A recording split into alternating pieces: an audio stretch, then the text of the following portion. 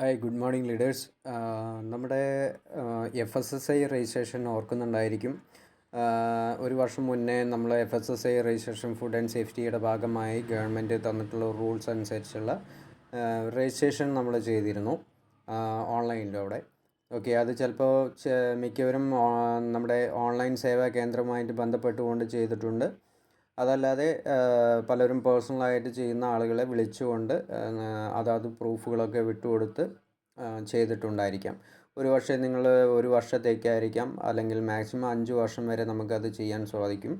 അപ്പോൾ അത്തരത്തിൽ ചെയ്തുള്ളവർക്ക് ഒരു വർഷം ചെയ്തുള്ള ആളുകളുടെ പുതുക്കുന്നതിനുള്ള ഡേറ്റ് ആയിക്കൊണ്ടിരിക്കുകയാണ്. കാരണം കഴിഞ്ഞ ഫെബ്രുവരി തൊട്ടാണ് ഈ ഒരു റൂള് അനൗൺസ് ചെയ്തു തുടങ്ങിയിട്ടുള്ളത്. ഇപ്പോൾ നമ്മൾ ശ്രദ്ധിച്ചറിയാം, നമ്മുടെ ടൗണുകളിലൊക്കെയുള്ള ഷോപ്പുകളിൽ ഫുഡ് ആൻഡ് സേഫ്റ്റിയോട് ബന്ധപ്പെട്ടിട്ടുള്ള അത്തരത്തിലുള്ള പ്രോഡക്റ്റുകളൊക്കെ ക്യാരി ചെയ്യുന്ന ഷോപ്പുകളിലൊക്കെ തന്നെ ഈ ഒരു പുതുക്കൽ തുടങ്ങിയിട്ടുണ്ട്. അപ്പോൾ നമുക്ക് വളരെ എളുപ്പം നമുക്ക് പുതുക്കാനുള്ളൊരു സംവിധാനം ഓൾറെഡി ഉണ്ട്. നമ്മുടെ ഇടയിൽ 1-2 വ്യക്തികളെ അറിയുന്ന ആളുകൾ ഈ ഒരു സേവനം പേഴ്സണലായിട്ട് ചെയ്യുന്നുണ്ട്. അപ്പോൾ അവരുമായിട്ട് കോൺടാക്റ്റ് ചെയ്യുമ്പോൾ നമുക്ക് വളരെ എളുപ്പം തന്നെ വീണ്ടും നമുക്ക് പുതുക്കുന്ന സമയത്ത് ഡോക്യുമെൻറ്റുകളൊന്നും സമർപ്പിക്കേണ്ട ആവശ്യമില്ല, ടൈം എടുക്കുന്നില്ല.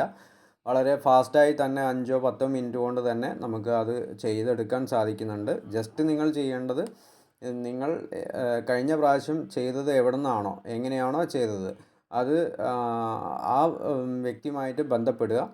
നിങ്ങളുടെ ഓൾറെഡി ഉള്ള ആപ്ലിക്കേഷൻ, അതായത് നമ്മുടെ രജിസ്റ്റർ ചെയ്തിട്ടുള്ള നമ്പർ, ആപ്ലിക്കേഷൻ അല്ല, നമ്മുടെ രജിസ്റ്റർ ചെയ്തിട്ടുള്ള FSSAI രജിസ്ട്രേഷൻ ചെയ്തിട്ടുള്ള നമ്പർ നമ്മൾ അവർക്ക് ഫോർവേഡ് ചെയ്ത് കൊടുക്കുകയാണ് നിങ്ങൾ ചെയ്യേണ്ടത്. അപ്പോൾ ഫോർവേഡ് ചെയ്ത് കൊടുത്തു കഴിഞ്ഞിട്ടുണ്ടെങ്കിൽ അവർ 2 OTP മാത്രമേ പിന്നെ ഒരു 5-10 മിനിറ്റ് കൊണ്ട് നമുക്ക് ആവശ്യം വരുന്നുള്ളൂ, അല്ലെങ്കിൽ നമുക്ക് വീണ്ടും അവർക്ക് കൊടുക്കേണ്ടതായിട്ടുള്ള ആവശ്യകതയുള്ളൂ.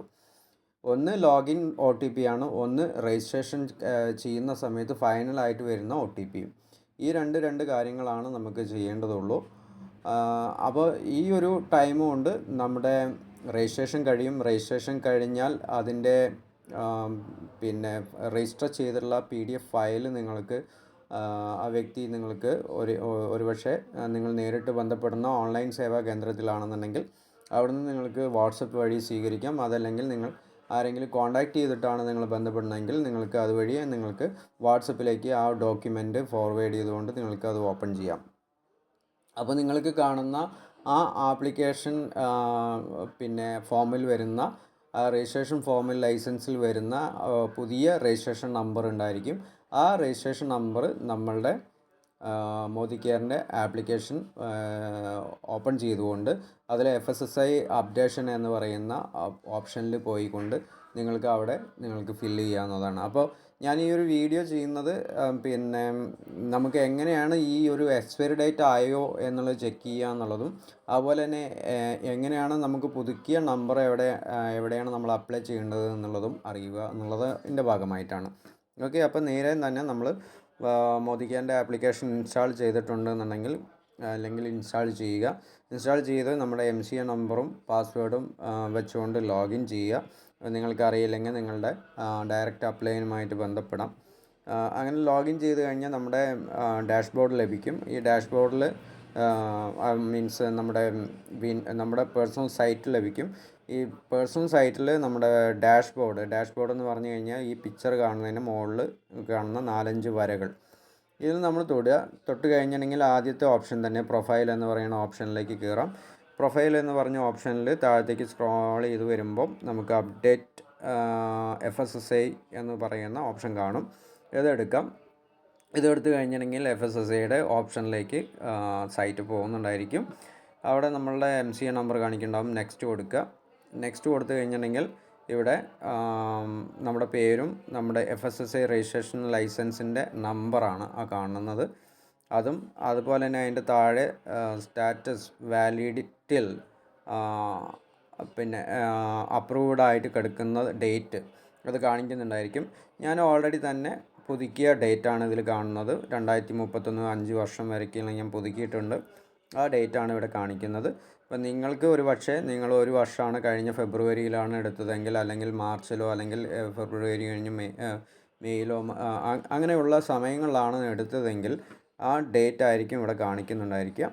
അത് നിങ്ങൾ നോട്ട് ചെയ്യുക. തൊട്ടടുത്ത ഡേറ്റുകളാണ് വരുന്നതെങ്കിൽ, ഈ മാസം ഫെബ്രുവരിയിലുള്ളതോ അല്ലെങ്കിൽ മാർച്ചിലുള്ളതൊക്കെയാണ് വരുന്നതെങ്കിൽ, നിങ്ങൾക്ക് ഉടനെ തന്നെ ഞാൻ നേരത്തെ സൂചിപ്പിച്ച പോലെ ഓൺലൈൻ സേവാ കേന്ദ്രത്തിലോ അല്ലെങ്കിൽ നിങ്ങൾക്ക് അറിയുന്ന പേഴ്സണൽ കോൺടാക്റ്റിലോ ഉള്ള ചെയ്യുന്ന ആളുകളിലോ വിളിച്ചുകൊണ്ട് നിങ്ങൾക്ക് ഈ ഒരു രജിസ്ട്രേഷൻ നമ്പർ, ഇവിടെ കാണിക്കുന്ന ഈ രജിസ്ട്രേഷൻ നമ്പറാണ്, ലൈസൻസ് നമ്പറാണ് നിങ്ങൾ അവർക്ക് വിട്ടുകൊടുക്കേണ്ടത്.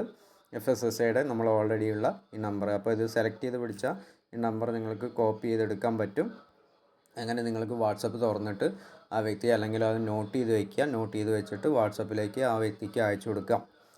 ഓക്കെ, അത് കിട്ടിയാൽ നമുക്ക് ലൈസൻസ് പുതുക്കി കിട്ടുമല്ലോ, അവർ ഇങ്ങോട്ട് തരും എന്ന് പറഞ്ഞല്ലോ. അത് നമുക്ക് PDF ആയിട്ടാവും കിട്ടുന്നുണ്ടായിരിക്കുക. അപ്പോൾ ആ PDF നമുക്ക് ഇതേപോലെ ഞാൻ കാണിച്ചു തരാം. നമുക്ക് ഇവിടെ അവരയച്ചു തന്ന PDF ഇതുപോലെ വന്നിട്ടുണ്ടായിരിക്കും. ഓക്കെ, ഇതാണ് PDF. ഇപ്പോൾ നമുക്കിത് തുറക്കാം. തുറന്നു കഴിഞ്ഞിട്ടുണ്ടെങ്കിൽ നമുക്ക് നമ്മുടെ പേരും നമ്മുടെ ആപ്ലിക്കേഷൻ്റെ ലൈസൻസിൻ്റെ നമ്പറും ഇതൊക്കെ കൂടിയിട്ടുള്ള ഇങ്ങനെ ഒരു പേജ് കിട്ടും. ഇതൊന്ന് എൻലാർജ് ചെയ്ത് നോക്കി കഴിഞ്ഞാൽ നിങ്ങൾക്ക് രജിസ്ട്രേഷൻ നമ്പർ ഇവിടെ കാണുന്നുണ്ടായിരിക്കും.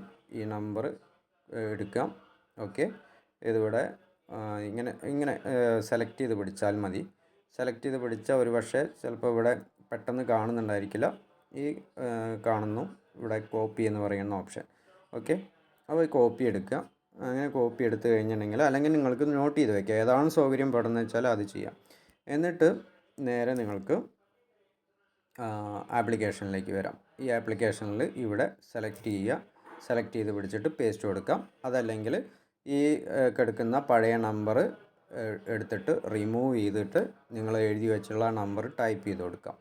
ടൈപ്പ് ചെയ്ത് കൊടുത്തിട്ട് നേരെ താഴെ വരാം. ഇവിടെ ടിക്ക് കാണുന്നുണ്ടായിരിക്കും. ഈ ടിക്ക് കൊടുക്കുക. എന്നിട്ട് ഇവിടെ പിന്നെ നമ്മുടെ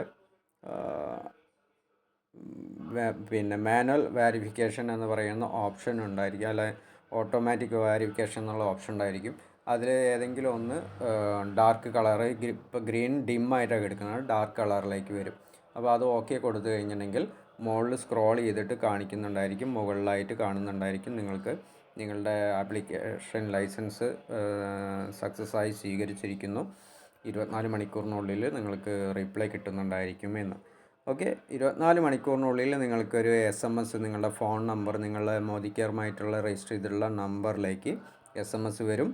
ആ SMS പിന്നെ നിങ്ങൾ കൊടുത്ത ലൈസൻസ് വാരിഫൈഡ് ആണെന്നുണ്ടെങ്കിൽ വാരിഫൈഡ് ആണെന്നോ, അല്ലെങ്കിൽ എന്തെങ്കിലും കറക്ഷൻ ഉണ്ടെന്നുണ്ടെങ്കിൽ അത് റിജക്റ്റ് ആയി എന്നോ മെസ്സേജ് കാണും.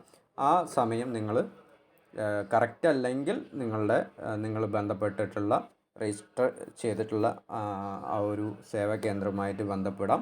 അതല്ല കറക്റ്റ് രജിസ്റ്റേർഡ് സക്സസ് ആണെന്നുണ്ടെങ്കിൽ നിങ്ങൾക്ക് ഇതേപോലെ തന്നെ ആപ്ലിക്കേഷൻ വീണ്ടും ലോഗിൻ ചെയ്ത് നോക്കിക്കഴിഞ്ഞാൽ ഇവിടെ കാണിക്കുന്ന എൻ്റേത് കാണിക്കുന്നത് പോലെ ഓൾറെഡി വാലിഡിറ്റി എക്സ്റ്റെൻഡ് ആയി കാണും. ഓക്കെ, ഇവിടെ നിങ്ങൾക്ക് കാണാൻ സാധിക്കുന്നുണ്ടോ, ഓൾറെഡി അപ്രൂവ്ഡ് ആണ്.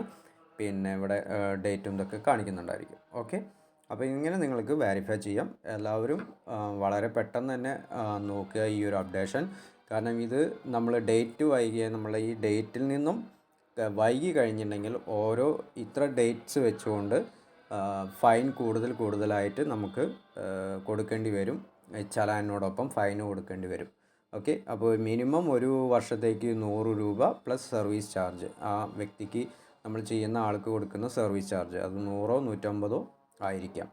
അപ്പോൾ അത് അങ്ങനെ നമ്മൾ കൊടുക്കുന്നത് 5 വർഷത്തേക്ക് ഒരുമിച്ച് എടുക്കുകയാണെന്നുണ്ടെങ്കിൽ 500 പ്ലസ് ആ സർവീസ് ചാർജ് വരുള്ളൂ. അപ്പോൾ മാക്സിമം 5 വർഷത്തേക്ക് ചെയ്യുകയാണെങ്കിൽ നല്ലതാണ്. ഓക്കെ, എല്ലാവരും ഉടനെ തന്നെ ചെക്ക് ചെയ്യുക. അടുത്ത ഡേറ്റ് ആണെന്നുണ്ടെങ്കിൽ ഉടനെ തന്നെ ചെയ്യുക. Thank you.